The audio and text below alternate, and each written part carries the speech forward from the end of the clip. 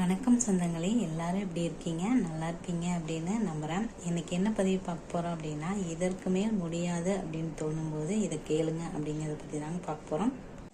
நம்ம வேலை செய்கிற இடத்துலையும் இல்லை, இப்போ நாம் செஞ்சிட்ருக்கிற ஏதாவது ஒரு விஷயத்துல இன்னும் கொஞ்சம் முயற்சி பண்ணியிருந்தோம் அப்படின்னா இன்னும் சிறப்பாக இருந்திருக்கும் அப்படின்னு சொல்லி ஏதாவது ஒரு விஷயத்த நாம் யோசிச்சுட்ருப்போம். அந்த மாதிரி நீங்கள் கஷ்டப்பட்டு ஒரு விஷயத்துக்காக போராடிட்டு இருக்கும்போது அது முடியாது, இதற்கு மேலே நம்மளால் செய்ய முடியாதுன்னு ஏதாவது ஒரு யோசனை வரும்போது கண்டிப்பாக இந்த வீடியோ உங்களுக்கு யூஸ்ஃபுல்லாக இருக்கும். வாங்க வீடியோக்குள்ளே போயிடலாம்.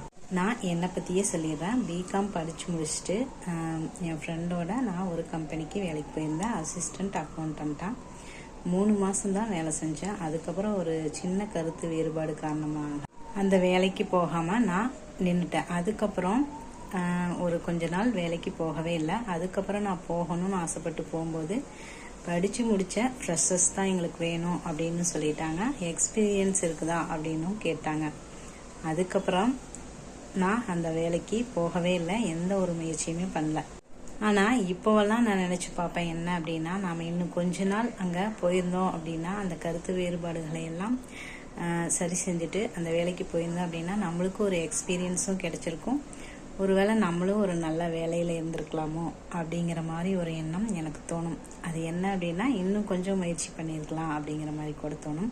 சரி, அது ஒரு எது நமக்கு நடக்கலினாலும் அது நல்லதுக்கே அப்படின்னு கூட எடுத்துக்கலாம். இப்போ நான் இந்த யூடியூப் சேனல் ஆரம்பித்ததுன்னு கூட விட்டுறலாமோ அப்படிங்கிற ஒரு எண்ணம் இப்போ வரும்போது, நான் ஒரு விஷயம் படிச்சிருந்தேன், அது எனக்கு பிடிச்சிருந்தது, அதனால் நான் மறுபடியும் தொடர்ந்து வீடியோஸ் போடலான்னு ஒரு முடிவுக்கு வந்திருக்கிறேன். டெய்லியும் ஷார்ட்ஸ் போட்டணும், வீடியோ ஒரு வாரத்துக்கு ஒரு தடவையாவது போடலாம் அப்படிங்கிற ஒரு முடிவில் இருக்கிறேன்.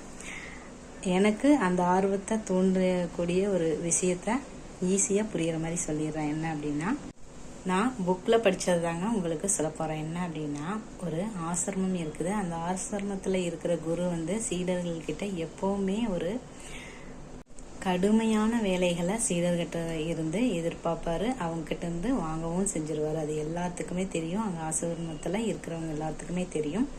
அப்படி அவர் சொல்கிற கடுமையான வேலைகளை செஞ்சவங்க ஞானம் அடைஞ்சிருக்கிறாங்க அப்படிங்கிறதும் எல்லாத்துக்குமே தெரியும். அப்படி இருக்கும்போது ஒரு சீடர் அவரோட வேலைகளையெல்லாம் முடிச்சுட்டு, இதுக்கு மேலே என்னால் வேலை செய்ய முடியாது, போய் கொஞ்ச நேரம் ரெஸ்ட் எடுக்கலாம் அப்படின்னு அவர் வர்றாரு. அவர் வர்றதை இந்த குருவும் பார்க்குறாரு. பார்த்துட்டு உடனே நீ காட்டுக்கு போய் ஒரு மரத்தை வெட்டிட்டு வா அப்படின்னு சொல்லி சொல்கிறாரு. குரு சொல்கிறத அதாவது அந்த ஆசிரமத்தில் இருக்கிற அந்த நிலைமை குருவுக்கும் தெரியும், இவங்களுக்கும் தெரியும். அதனால குரு சொல்கிறத தட்டாமல் அவரும் காட்டுக்குள்ளே போய் மரத்தை வெட்ட ஆரம்பிக்கிறாருங்க. அப்படி ஒரு வெட்டிட்டு இருக்கும்போது, இதுக்கு மேலே வெட்டணும், அதாவது உடல் உழைப்பை செஞ்சோம் அப்படின்னா நம்ம மூச்சு நின்று போனாலும் போயிடும் அப்படிங்கிற மாதிரி ஒரு சிச்சுவேஷன் அவருக்கு வருது. இருந்தாலும் குரு சொல்கிறத தட்டுறதுக்கு அவருக்கு மனசு இல்லாமல் மறுபடியும்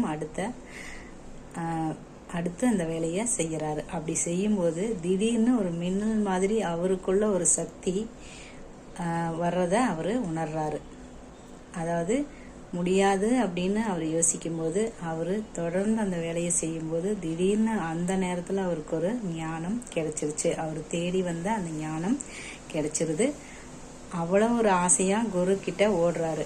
அதை பார்த்த குருவுக்கும் புரிஞ்சிருச்சு, சிஷ்யனுக்கு ஞானம் கிடைச்சிருச்சு அப்படிங்கிறது அவருக்கும் புரிஞ்சிருச்சு. 2 பேரும் போய் அங்கே பேசுறதுக்கு வார்த்தை இல்லாமல் அப்படி குருவை கட்டி தழுவுறாரு. ஞானமும் அடைஞ்சிட்டாரு அப்படின்னு சொல்லி அந்த கதை முடியுதுங்க. புரிகிற மாதிரி சொல்லிட்டேன் அப்படின்னு நான் நினைக்கிறேன். அந்த மாதிரி தான் நம்ம உயிரே போகிற நிலைமை, அந்தளவுக்கு நம்ம முயற்சி பண்ண மாட்டோம். இருந்தாலும் நம்மளால் எவ்வளவு முடியுமோ அந்த சக்திக்கும் மீறி கொஞ்சம் முயற்சி போட்டோம் அப்படின்னா கண்டிப்பாக நம்ம நினச்சதை அடைய முடியும் அப்படிங்கிறது தாங்க இந்த பதிவில் நான் சொல்ல வந்தேன். ஓகே ஃப்ரெண்ட்ஸ், இந்த பதிவு உங்களுக்கு பிடிச்சிருந்தது அப்படின்னா ஒரு லைக் பண்ணி கமெண்ட் பண்ணுங்கள். இது வரைக்கும் சப்ஸ்கிரைப் பண்ணி சப்போர்ட் பண்ணுற நம்ம ஃப்ரெண்ட்ஸ் எல்லாத்துக்குமே ரொம்ப நன்றிங்க. தேங்க்யூ.